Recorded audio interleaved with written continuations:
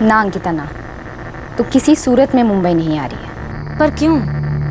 मैं भी तेरे साथ मेहनत करके 2 पैसे कमा सकूंगी। मुझे पता है तेरे सर पर कितना बोझ है। चुप कर अंकिता, तुझे इस सब की फिक्र करने की ज़रूरत नहीं है। मैं सारा इंतज़ाम कर दूँगी, सारा का सारा।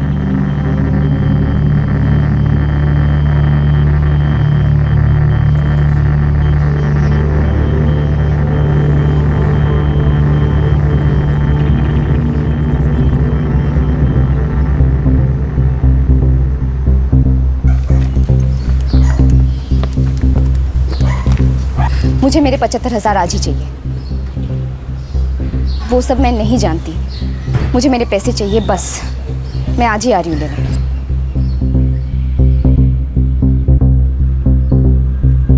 ये जो भी हो रहा है इसमें सच्चाई नहीं है, ये बस एक साया है।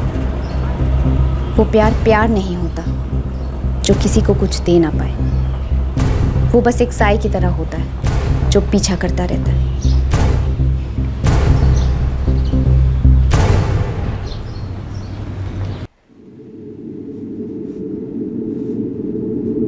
साहब, मैंने भरी बोरी देखी, मन में लालच आया, सोचा भंगार होगा तो बेचूंगा, ज़्यादा पैसा मिलेगा, इसलिए मैं बोरी की तरफ बढ़ा।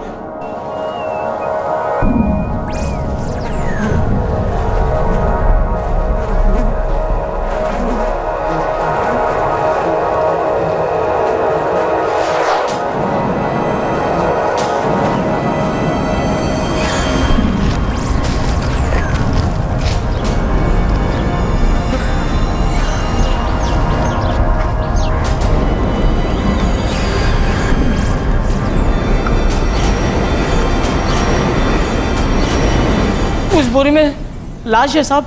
आदमी की है औरत की? औरत की।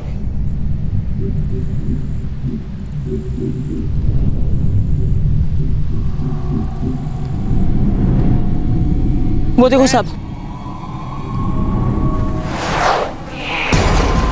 मोरे, खोलो गठरी।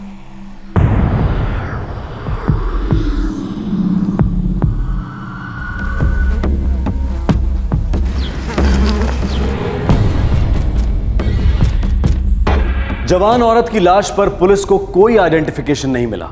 अब इस ब्लाइंड केस में पीड़ित की शिनाख्त करने में वक्त तो लगने ही वाला था, लेकिन लाश पर पुलिस को कुछ निशानियां मिली जो लाश के साथ साए की तरह पीछे पीछे आईं, और ये निशानियां पुलिस को उस दिशा में ले जाने वाली थी जहां इस कत्ल का खुलासा होने वाला था। गला घोटने से मौत हुई है। चेहरे पर खरोचों के निशान है। पूरी पॉसिबिलिटी है कि इसने फाइट बैक किया होगा। विक्टिम की एज 20 से 27 साल। मौत की टाइमिंग 48 से 55 घंटे हुए होंगे। 48 से 55 घंटे, यानी परसों, मतलब 12 जून को इसका कत्ल हुआ और उसके बाद इसको डंप कर दिया गया। Doctor, sexual assault, rape? Sexual assault और रेप के तो कोई निशान नहीं लग रहे इंस्पेक्टर, पर एक बात है, कत्ल के कुछ मिनटों पहले सेक्सुअल एक्टिविटी हुई होने की संभावना है। कपड़ों की कोई चीरफाड़ नहीं हुई थी। डॉक्टर, आइडेंटिफिकेशन के लिए हमें कोई सुराग नहीं मिला है। एक बहुत जरूरी बात है। क्या? विक्टिम 2 मंथ्स प्रेग्नेंट थी। एक बात और है, पता नहीं आपको कितना हेल्प करेगी। कत्ल के दौरान इस लेडी ने कोई अंडरगारमेंट नहीं पहने थे।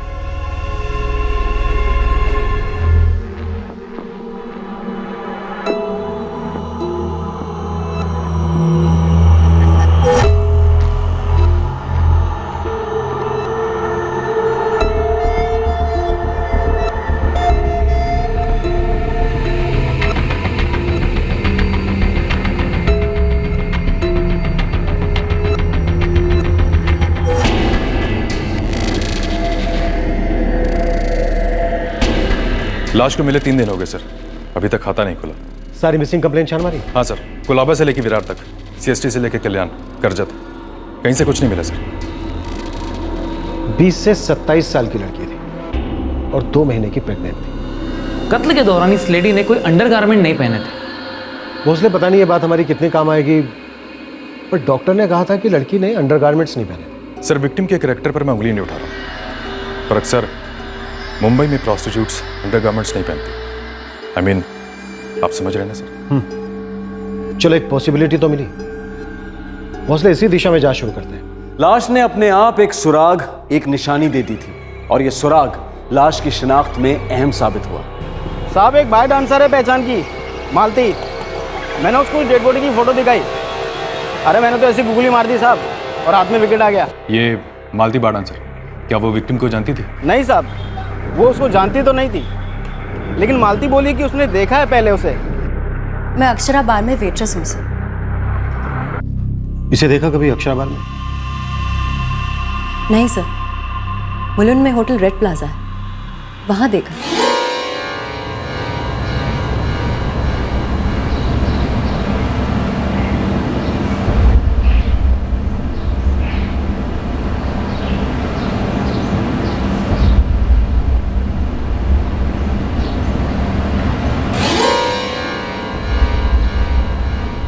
कभी बात नहीं हुई? नाम, फोन नंबर कुछ? नहीं सर, हाय हेलो के आगे कुछ भी नहीं। कुछ और बता सकती हो? ये थी कौन? मेरे जैसी थी सर, साइड बिजनेस करने वाली, हर बार नए कस्टमर के साथ आती थी सर। भोसले, पहले ऐसा हमें लगा था कि शायद चांदनी प्रोस्टिट्यूशन में थी, लेकिन अब कंफर्म। एक काम करते हैं, होटल रेड प्लाजा के मैनेजर से बात करते हैं। हाँ सर, इसे मैं जानता हूँ, अपने यहाँ रेगुलर थी। नाम, एड्रेस, मोबाइल नंबर? सर हर बार किसी न किसी कस्टमर के साथ होती थी, इसीलिए कभी बात नहीं हुई और डिटेल्स भी नहीं पता। कस्टमर्स की डिटेल्स दो सर। डिटेल्स? अमर बोल। साहब 2 लोग आए इधर, बोल रहे लड़की को पहचानते हैं।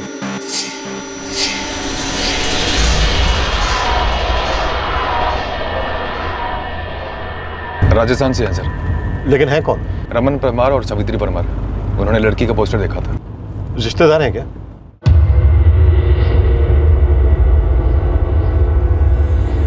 हम चाली से निकल ही रहे थे साहब, तब हमने वो तस्वीर देखी। साहब मन ने लागो है कि ये हमारी ही छोरी है, चांदनी परमार। 9 जून को आखिरी बात हुई थी साहब चांदनी से।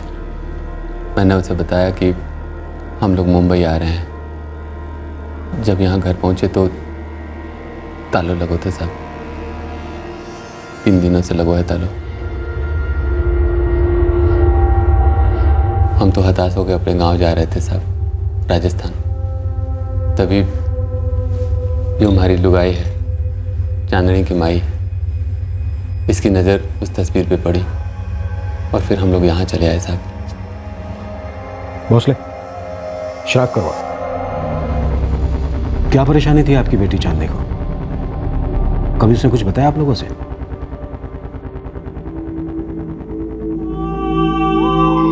माई भी आ रही है क्या बापू?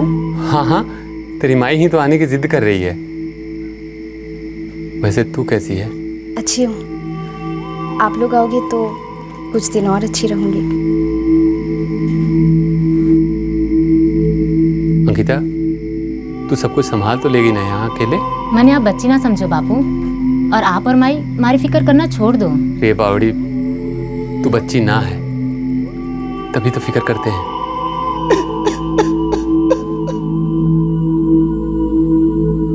कौन से गांव से हैं आप लोग? ललितपुर, राजस्थान। आपकी बेटी यहाँ मुंबई में क्या करती थी? नौकरी करती थी साहब। कैसी नौकरी? हम लोग बन जा रहे हैं साहब। 6 साल पहले हमारे गांव के कुछ लोगों के साथ चांदनी मुंबई आ गई थी पैसे कमाने। मजबूरी थी साहब, हमारी तबीयत बहुत खराब थी। गरीबी के मारे घर में 2 वक्त की रोटी भी ना पक रही थी। रमन जी, आप हमें चांदनी का मोबाइल नंबर दीजिए।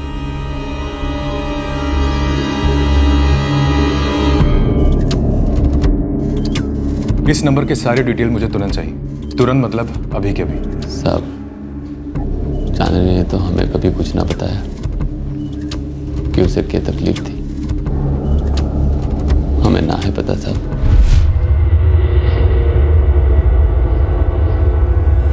आपकी दूसरी बेटी अंकिता, उसे कुछ पता हो सकता है क्या? पर क्यों? मैं भी तेरे साथ मेहनत करके 2 पैसे कमा सकूंगी।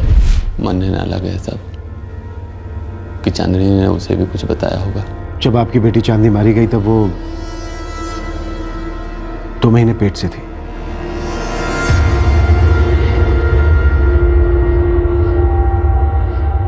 रमन जी, सावित्री जी, जब तक हमारे हाथ कोई सुराग नहीं लग जाता तब तक आप लोग मुंबई में ही रहिए। और कल दोपहर तक आपकी बेटी चांदनी का शव आप लोगों को सौंप दिया जाएगा। यह केस अब एक ब्लाइंड केस नहीं रहा था। लाश चांदनी परमार नाम की एक 24 वर्षीय औरत की थी। चांदनी के गरीब माँ बाप राजस्थान में रहने वाले बंजारे थे, जो शायद ये नहीं जानते थे कि चांदनी इस व्यवसाय में थी, और ये भी नहीं जानते थे कि चांदनी 2 महीने प्रेग्नेंट थी। चांदनी रहस्य के बादलों में छुपी थी और ये बादल और घने होते गए। मोरे, ताला तोड़ो। जी सर।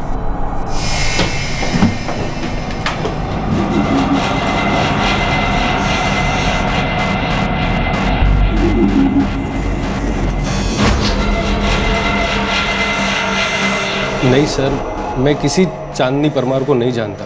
लेकिन तुम्हारे फ़ोन रिकॉर्ड तो कहते हैं कि तुम चांदनी को अच्छी तरह से जानते हो।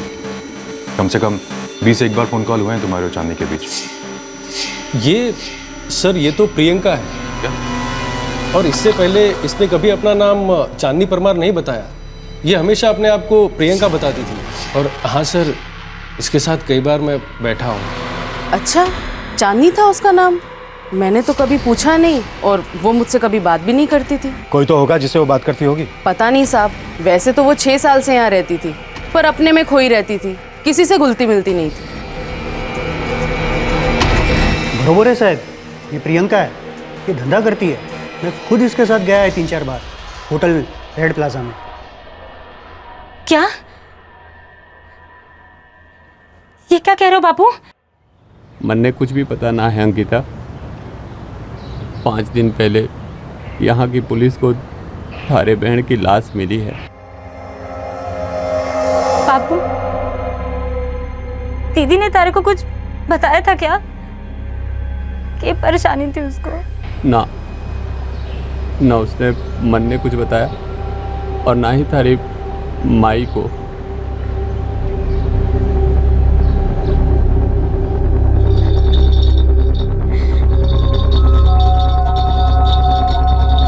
भोसले, पूरे मोहल्ले में कोई भी इसके बारे में कुछ भी नहीं जानता कि चांदनी और प्रियंका अपने आप में ही रहती थी। सर, मैंने फ़ोन रिकॉर्ड में से कम दर्जन भर लोगों से बात की।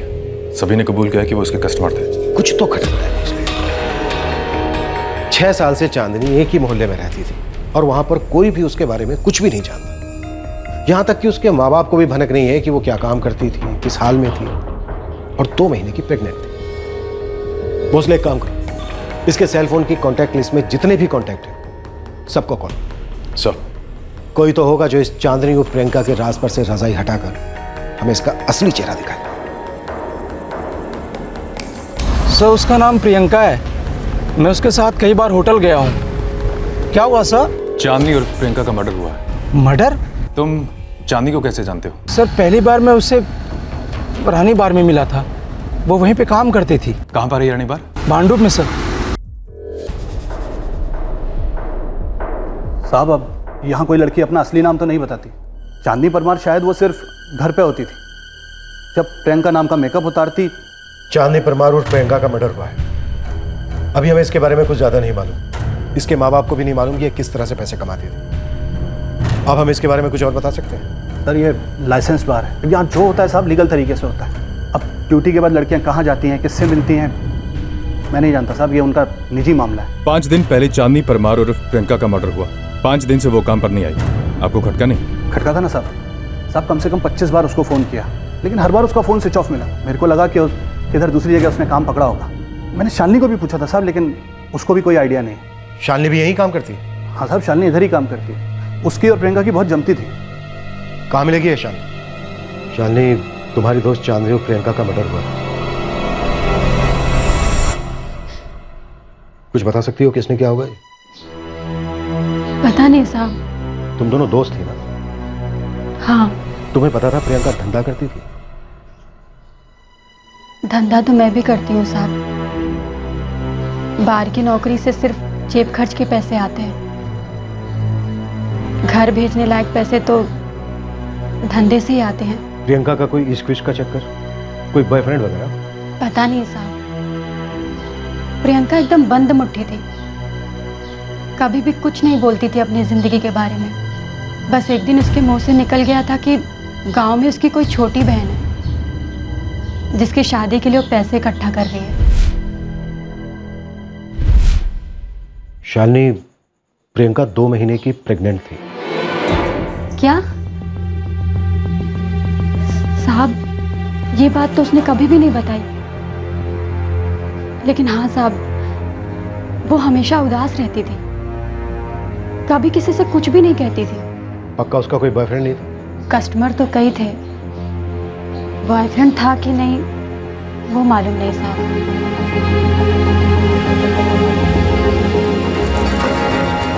6 साल पहले एक लड़की मुंबई आती है, प्रोस्टिट्यूशन में दाखिल होती है, राजस्थान में अपने गरीब माँ बाप को पैसे भेजती है, फिर उसका मर्डर हो जाता है, और वो भी तब जब वो 2 महीने की प्रेग्नेंट होती है। लेकिन किसी को उसके बारे में कुछ नहीं मालूम, यहां तक कि माँ बाप भी बिल्कुल अनजान है। भोसले हो सकता है इसके माँ बाप को जानते हो, लेकिन हमें बताना नहीं चाहते। सर, ये रमन और सावित्री परमार चांदनी से मिलने मुंबई आए और उसी वक्त चांदनी का कत्ल हुआ जब चांदनी प्रेग्नेंट थी।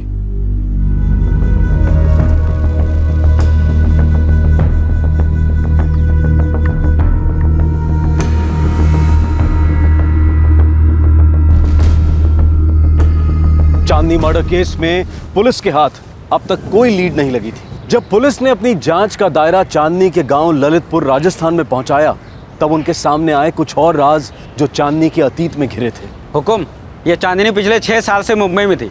इसकी एक छोटी बहन है अंकिता, जिसका लगन तय हो गया है। वेल जी, चांदनी के माँ बाप यहीं पर हैं और हमें सब कुछ बता चुके हैं। तुम हमें वो बताओ जो वो लोग नहीं जानते या हमें बताना नहीं चाहते। हुकुम, परमार के घर एक 2 साल की बच्ची है, पर वो अंकिता की तो ना है। तो फिर किसकी है वेल जी? किसी को नहीं पता हुकुम। मन ने ना पता साहब, वो बच्ची किसकी है। पिछले 2 साल से तुम दोनों और अंकिता मिलकर एक बच्चे की परवरिश कर रहे हो, और हमसे कहते हो कि तुम्हें यह नहीं मालूम वो बच्ची किसकी है। रमन, अब वक्त आ गया, जो भी सच है हमें वो बताओ।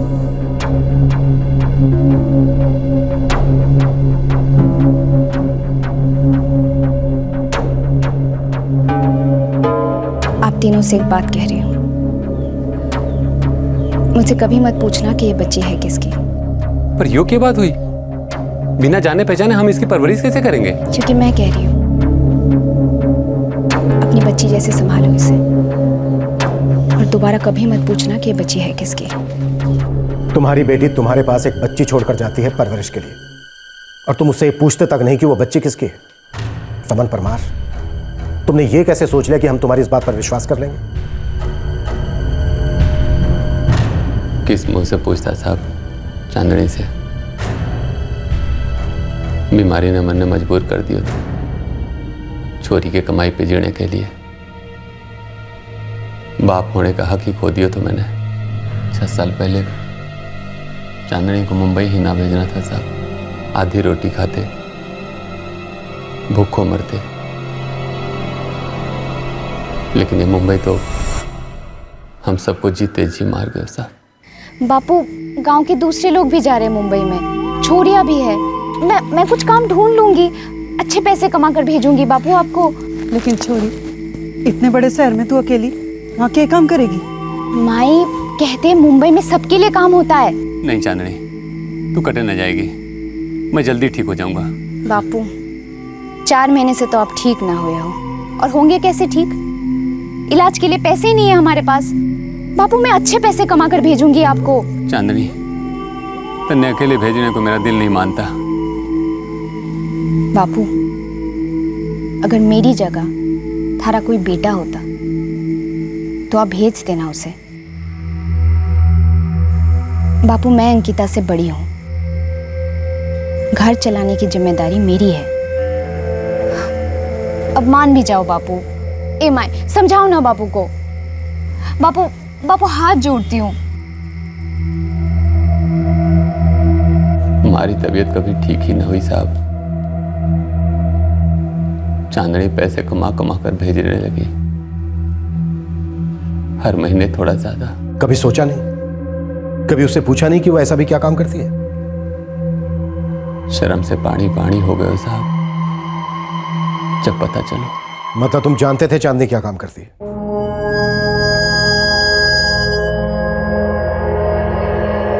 चांदनी, तेरे भेजे हुए पैसे बहुत काम आ रहे हैं हमारे। माई बस तू बच्ची का ख्याल रख और बापू का इलाज कभी मत रोकना। छोरी, शर्म से गर्दन झुकती है हमारी। थारे हाथ पीले करने के बजाय थारी कमाई पे जी रही है। माई, तू बस अंकिता की ब्याह का सोच। मेरा ब्याह तो अब होने से रहा। क्यों? ऐसा क्यों कह रही है? मुझसे अब कौन ब्याह करेगा माई? क्यों? क्या कमी है थारे में? पूछ मत माई, ये शहर है ही बड़ा खराब। खराब है तो वहाँ 1 साल से क्या कर रही है? पता है, थारी बहन अंकिता भी थारे पास आकर थारा हाथ बटाने की बात कर रही है। कभी नहीं माई, कभी नहीं। चांदनी, ओ चांदनी, तो वहां कोई गलत काम तो ना कर रही है ना? चांदनी, जवाब दे हमारी बात का। गलत तो सिर्फ पहले 2-4 बार लगा था, अब सही सिर्फ पैसा लगता है, बाकी कुछ सोचती तक नहीं।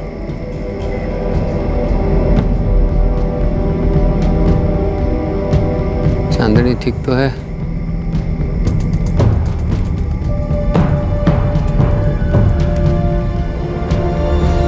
चांदनी की भाई क्या हुआ तन्ने? चांदनी में इतनी ईमानदारी तो थी साहब कि उसने अपने माई को अपनी असलियत बताने की हिम्मत जुटाई, पर मारी हिम्मत और मारा ईमान दोनों को बीमारी मार गई साहब। सुनकर मैं अंदर से चूर चूर हो गया था साहब, पर मैंने उसे रोका नहीं। हमारा स्वार्थ हमारे ऊपर हावी हो गया था साहब।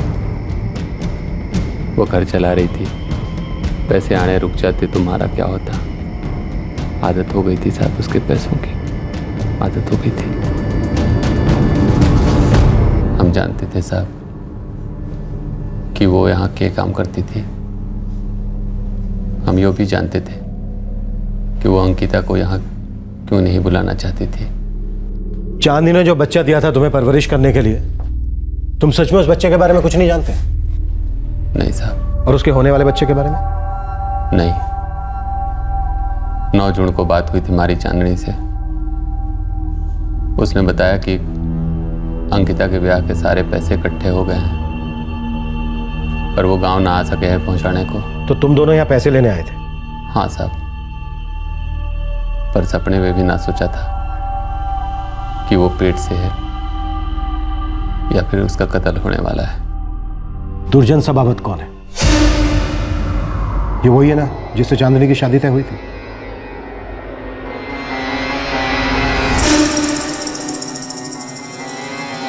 हुकुम, परमार के घर से उस बच्ची के अलावा एक और काम की बात पता चली है। कैसी काम की बात है? 7 साल पहले इस चांदनी का लगन होने जा रहा था दुर्जन सबावत के साथ।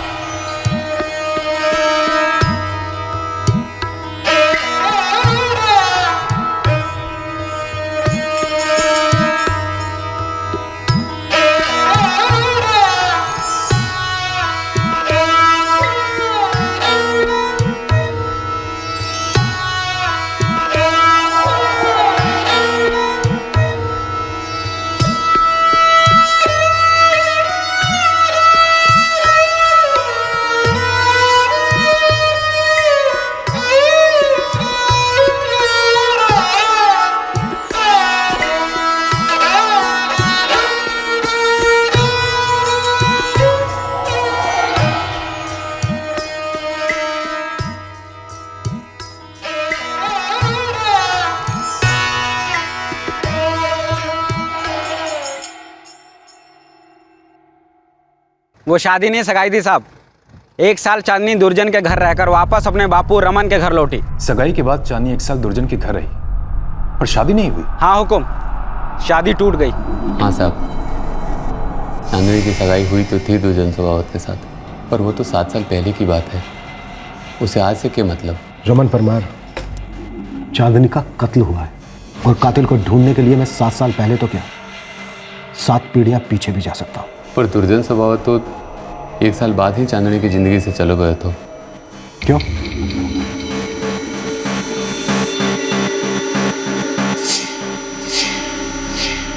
सुन भाई कमलेश, सौदा 1.5 का पक्का हुआ था, उसमें मैं 1 फुट टिकोड़ी भी कम ना करूँगा।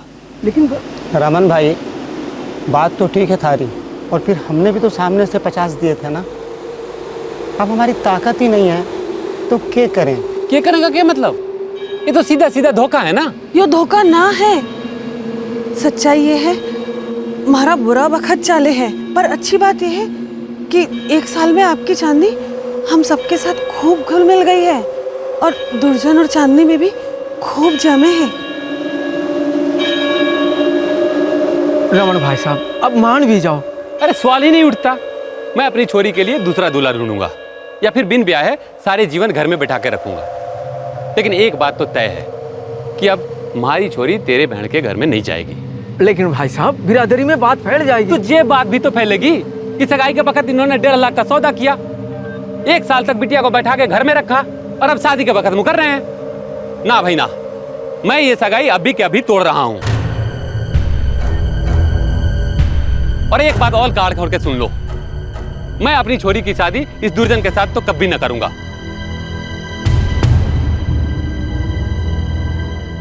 ये तो 6 साल पहले की बात है साहब। चांदनी 1 साल दुर्जन के घर रह के आई, फिर सगाई टूट गई। दुर्जन 1 साल साथ रहा चांदनी के, दिल दुख गया होगा उसका, लौट आया होगा बदले के लिए। ऐसा ना हो सकता साहब। क्यों? ये बात तुम इतने यकीन के साथ कैसे कह सकते हो? चांदनी और दुर्जन की जोड़ी हमारे दोस्त कमलेश ने बनाया था। कमलेश दुर्जन का मामा है। वो लोग कबीरपुर मध्य प्रदेश से हैं। दुर्जन अभी कहाँ है? कबीरपुर में है साहब। उसका ब्याह हो गया है, एक बच्चा भी है। कमलेश से सारी खबर मिलो है साहब। तुम हमसे और कौन कौन सी बातें छिपा रहे हो रमन परमार? चांदनी 2 महीने के पेट से थी, और कौन था उसकी जिंदगी में? ब्याह का तो माने कोई पता नहीं बापू, बस हम एक दूसरे को पसंद करते हैं। है कौन वो छोरो? रवि जोशी नाम है उसका, मुंबई का ही रहने वाला है। अभी बता रहे हो रवि जोशी के बारे में, और हमसे क्या क्या छुपा रहे हो रमन परमार? हाँ, तुम्हारे घर में जो बच्ची है वो रवि जोशी की है ना? नहीं साहब, मन ने ना पता। मैं उस रवि से एक ही बार मिला था, जब चांदनी से पहली बार मिलने मुंबई आया था। रहता कहाँ है रवि जोशी, और करता क्या है? वो तो मैंने ना पता साहब, पर उसका मोबाइल नंबर है हमारे पास। मोबाइल नंबर दो।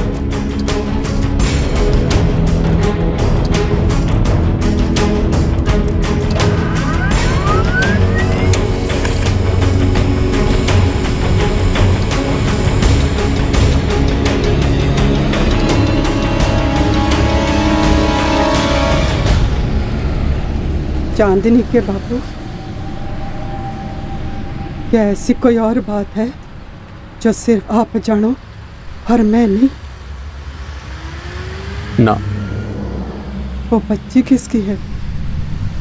सावित्री। जितना तन्ने पता है उतना ही मन ने भी, और कुछ भी ना।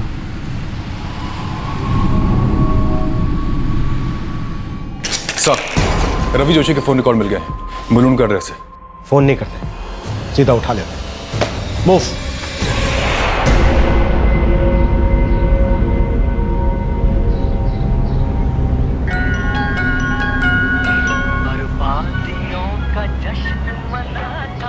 दुर्जन सभावत?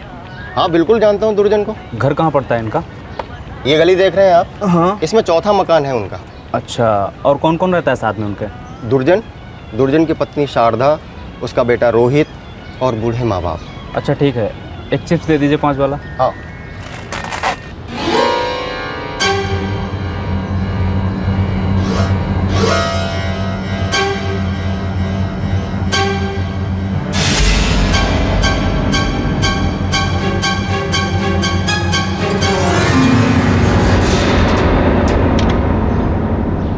हाँ साहब, ये दुर्जन सभावत ने 6 साल पहले चांदनी से सगाई तोड़ने के बाद शारदा से ब्याह कर लिया।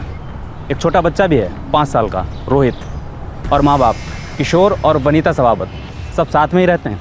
ये दुर्जन है क्या गांव में अभी? बाहर गया हुआ है काम से। पड़ोसियों से काफ़ी सारी बातचीत की है मैंने, खुश मालूम पड़ता है। आपके काम का नहीं है शायद ना? सर ये दुर्जन का कोई कनेक्शन लगता नहीं। वो तो खुशी खुशी सेटल है कबीरपुर मध्य प्रदेश में बीवी बच्चे के साथ। अतीत के साए वर्तमान में अपना असली हाल कहाँ बयां करते हैं भोसले? गुजरे कल के मुखौटे ने अभी हमें सिर्फ एक झलक दी है। पहले हम इस रवि जोशी से निपट लें, धीरे धीरे सारे पत्ते खुलेंगे और हम उन्हें खेलेंगे।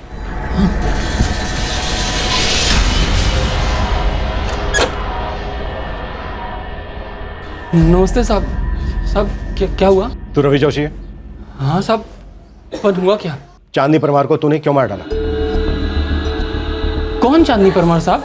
चांदनी परमार, प्रियंका का असली नाम। प्रियंका? चल।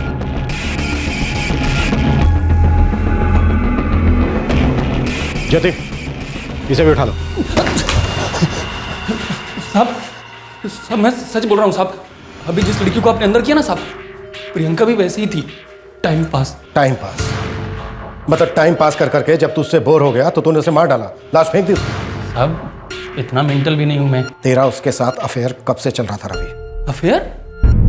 अरे नहीं साहब, मैं तो उसके साथ बैठता था, फिर वो अपने को पसंद आने लगी थी। और जब तुझे पता चला कि वो तुझसे प्रेग्नेंट हो गई है तो तेरी पसंद नापसंद में बदल गई।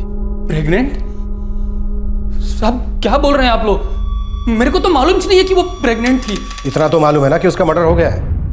पोस्टर देखा शहर में, काफी दुख हुआ। अगर तुझे सच में दुख होता ना तो तू सबसे पहले पुलिस स्टेशन में आता, कुछ पूछने, कुछ बताने। मैं जानबूझ के सुमड़ी में बैठा था क्योंकि मेरे को मालूम था अगर मैं सामने आया तो सारे थप्पड़ मेरे को ही पड़ेंगे। कोई बिना गलती के तुझे थप्पड़ क्यों मारेगा? हाँ साहब मैं जानता था वो क्या काम करती थी। काफी लोगों के साथ उठना बैठना था उसका। शुरुआत में वो मेरे को पसंद आई थी, पर इतनी भी नहीं कि मैं उसको लेके सीरियस हो जाऊं। साहब मैं सामने से बोलता हूँ, मैं उससे बोर हो गया था। साहब मैं तो पिछले 4 महीने से उसके साथ एक भी बार नहीं बैठा। अरे झूठ बोल रहा है तू रवि जोशी।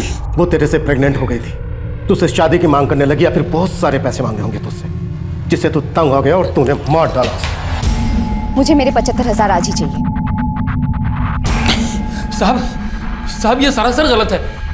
मैं तो काफी टाइम से उसका फोन उठाता ही नहीं साहब। ये देखो मैंने उसका नंबर किस नाम से सेव किया है, सरदर्द।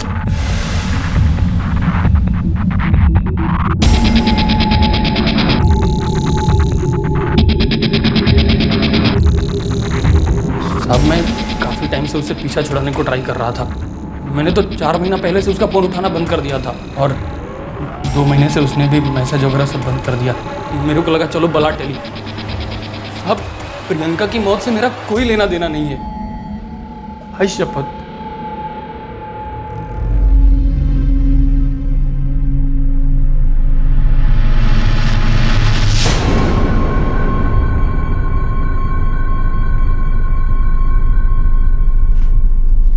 सर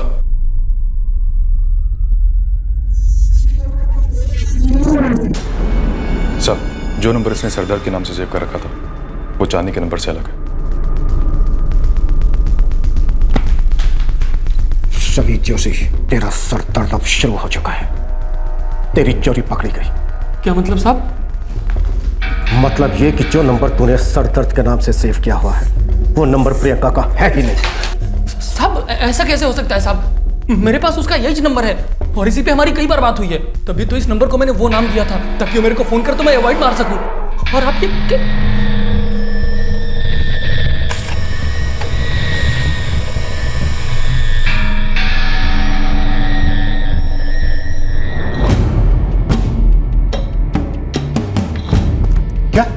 हाँ सर ये नंबर, ये सरदर्द वाला जो रवि के हिसाब से चांदनी और प्रियंका का है, वो नंबर दुर्जन सबावत के नाम से रजिस्टर्ड है सर।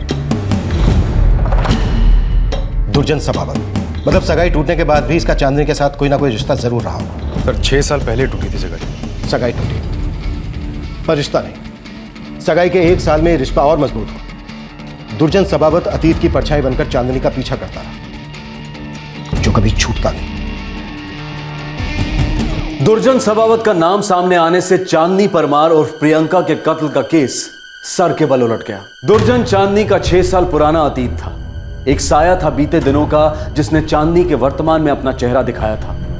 लेकिन सगाई टूटने के 6 साल बाद भी इस रिश्ते की ऐसी कौन सी डोर थी जो अभी तक टूटी नहीं थी। दुर्जन और चांदनी एक ऐसी बिरादरी को बिलोंग करते थे जहां वर की फैमिली वधू की फैमिली को दहेज देती है। दुर्जन से सगाई के बाद रिवाज के मुताबिक चांदनी 1 साल तक ससुराल में रही, लेकिन जब दुर्जन के परिवार वाले दहेज की बाकी की रकम अदा नहीं कर पाए, तब चांदनी के पिता रमन परमार ने चांदनी और दुर्जन की सगाई तोड़ दी। चांदनी की मौत का रहस्य और गहरा होता जा रहा था और उतनी ही रहस्यमयी होती जा रही थी उस 2 साल की बच्ची की पहचान और मर्डर के वक्त चांदनी की प्रेगनेंसी। चांदनी ने अपने माँ बाप के पास किसका बच्चा रखा था और आखिरकार मरते वक्त वो किसके बच्चे की मां बनने वाली थी। इस बेहद दुखद और चौंकाने वाले केस का दूसरा और आखिरी भाग हम आपको दिखाएंगे कल रात 11 बजे। आपसे फिर मुलाकात होगी क्राइम पेट्रोल सतर्क में। तब तक अपना ख्याल रखें, सुरक्षित रहें और याद रखें, हम जो सोचते हैं हम वही बन जाते हैं। सही वक्त, सही कदम, सतर्क रहें। जय हिंद।